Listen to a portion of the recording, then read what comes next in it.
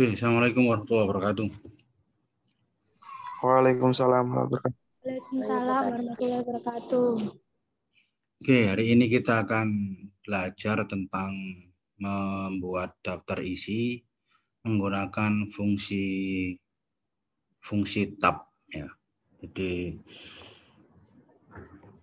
nanti yang muncul dalam daftar isi ini yaitu titik-titiknya. Tetapi untuk tulisan dan halaman kita ketik secara manual. Oke, kita mulai. Saya kasih contoh. Jadi sebelumnya saya tunjukkan dulu fungsi tab itu. Jadi fungsi tab itu kalau penggaris atau rulernya ini itu muncul. Cara memunculkannya klik view kemudian klik rulernya ini. Kalau ini saya klik maka dia hilang atau tidak muncul. Kalau saya klik lagi maka akan muncul penggaris atau rulernya. Kemudian di mana letaknya fungsi tab itu? Nah, ini di sini. Di sebelah kiri dari penggaris. Ini ada banyak tampilan. Kebetulan tampilan yang pertama ini adalah left tab, ya, left tab. Kalau saya klik dia akan berubah bentuk atau modelnya.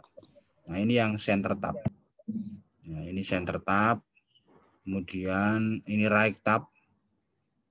Right tab. Ini decimal tab. Ini line dan lain sebagainya banyak.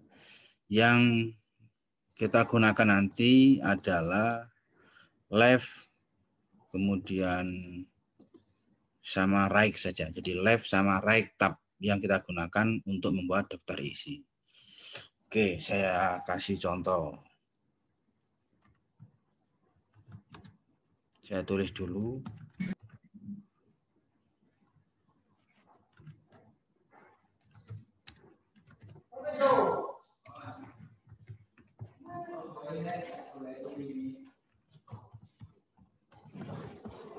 Jadi ada kata pengantar, daftar isi, pendahuluan,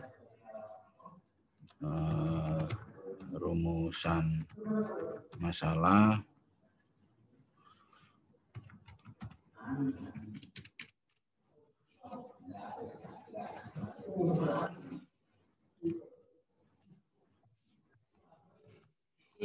tinjauan pustaka,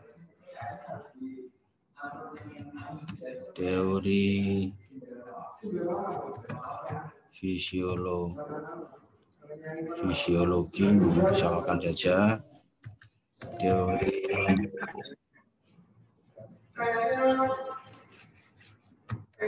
fotosintesis,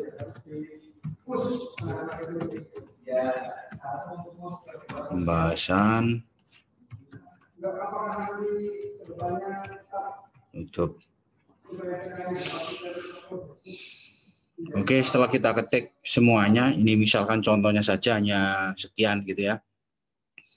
Ada kata pengantar, daftar isi, pendahuluan, latar belakang, rumusan masalah, tinjauan pustaka, teori fisiologi, teori fotosintesis, pembahasan, penutup. Nah, setelah kita ketik semua, maka cara yang pertama adalah kita blok dulu.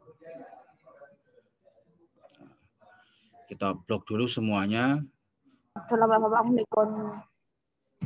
Kalau ngeblok jangan sampai ada yang sisa, misal seperti ini. Nah, ini ada yang sisa di bawah, ini tidak boleh. Diusahakan kalau ngeblok pas dengan tulisan yang kita ketik. Nah, seperti ini. Jadi tidak ada kelebihan. Gitu. Ya. Oke, setelah kita blok seperti ini, Anda perhatikan fungsi tabnya. Fungsi tab. Nah, pastikan yang pertama itu adalah left tab. Jadi tampilan yang pertama itu adalah left tab. Kondisi tulisan masih dalam kategori terblok. Ya, jadi tulisan terblok semua, kemudian fungsi tabnya itu adalah tampilan rata kiri. Kemudian kita perhatikan di penggaris. Nah, kita perhatikan di penggaris. Tampilan fungsi tabnya adalah left tab. Kemudian untuk menentukan titik-titik nanti sampai mana begitu. Misalkan saja titik-titik itu nanti ada di penggaris yang ke-15, jarak yang ke-15 misal. Saya klik di angka 15. Nah, seperti ini. Sehingga di penggaris angka 15 itu muncul fungsi tab yang tampilannya adalah left tab. Yang kedua, kita perhatikan lagi fungsi tab ini, kita klik sehingga berubah menjadi right tab atau rata kanan. Kalau left tab itu rata kiri, dan right tab adalah rata kanan. Rata kanan ini fungsinya adalah jarak antara titik-titik dengan halaman nanti. Nah, jadi yang rata kanan untuk menentukan halaman. Maka misalkan saja kita kasih jarak 1 cm. Berarti di angka 16. Kalaupun nanti dikasih jarak misalkan cuma setengah senti, silakan tidak apa-apa. Ini saya kasih jarak yang 1 cm. Nah, seperti ini. Sehingga muncul dua fungsi tab. Yang pertama itu adalah left tab, yang kedua adalah right tab. Sekali lagi, kondisi tulisan masih terblok semua, kemudian muncul fungsi tabnya ada dua, yaitu left tab dan right tab. Begitu. Selanjutnya, saya klik home. Kemudian paragraf settingnya ini, paragraf setting. Ya, jadi setelah klik home, kemudian paragraf setting. Nah, ini muncul dialog box paragraf. Kita klik yang tab. Kita klik yang tab. Nah, muncul dialog box tab seperti ini. Nah, tadi yang fungsi tab left itu di angka 15. Kemudian yang right tab di angka 16. Karena jarak titik-titik itu di angka 15, maka angka 15 ini kita pilih atau kita blok. Nah, gitu. Sebagai jarak titik-titik terakhir nanti.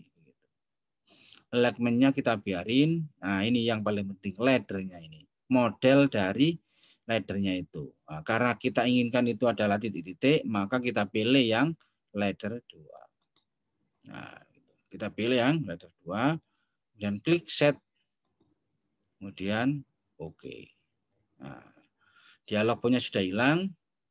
Yang terakhir untuk memunculkan titik-titik, kita klik di belakang dari tulisan kata pengantar. Nah, seperti ini.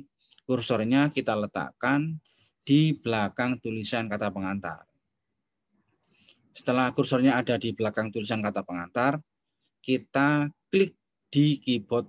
Nah, kita klik di keyboard tab. Jadi, kalau tadi tab di tampilan Word, kalau sekarang kita klik atau kita tekan tab di keyboard. Tab yang pertama untuk memunculkan titik-titik. Ini saya tab sekali.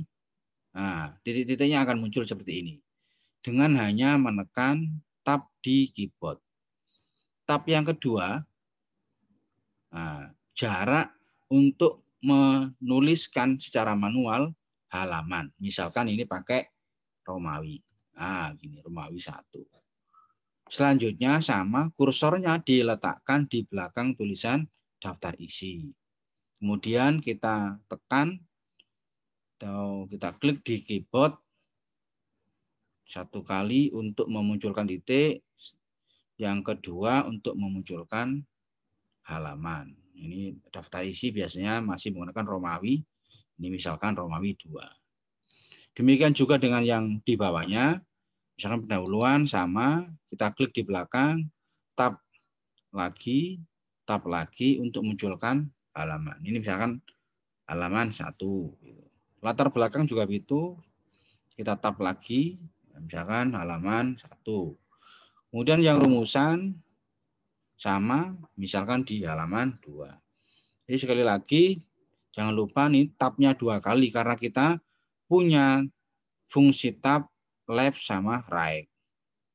Misalkan teori halaman 4.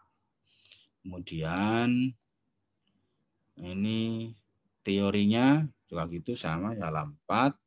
Yang ini misalkan halaman 5. Kemudian pembahasan halaman 6. Dan penutup halaman 9. Nah, seperti ini. Jadi setelah kita menggunakan fungsi tab tadi, hasilnya seperti ini. Titik-titiknya ini pasti rata dan tidak ada yang menjorok ke kanan ke kiri. Kalau kita menggunakan manual biasanya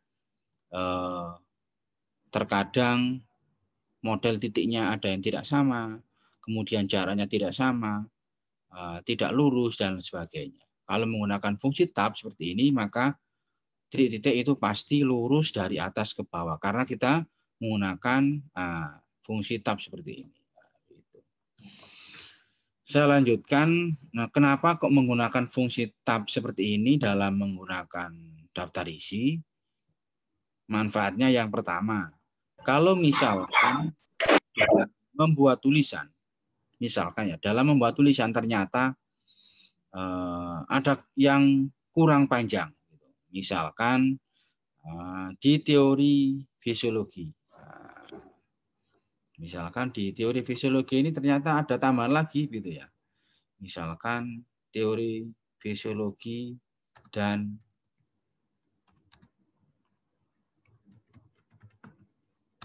proses penyerapan nutrisi. Nah, misalkan seperti ini. Maka secara otomatis titik-titiknya akan hilang secara otomatis. Demikian juga kalau misalkan terlalu panjang tulisan, kemudian kita edit, kita hilangkan tulisannya menjadi sedikit, ini saya hapus lagi misalkan saja. Nah, seperti ini, maka titik-titik juga akan muncul secara otomatis atau dengan sendirinya.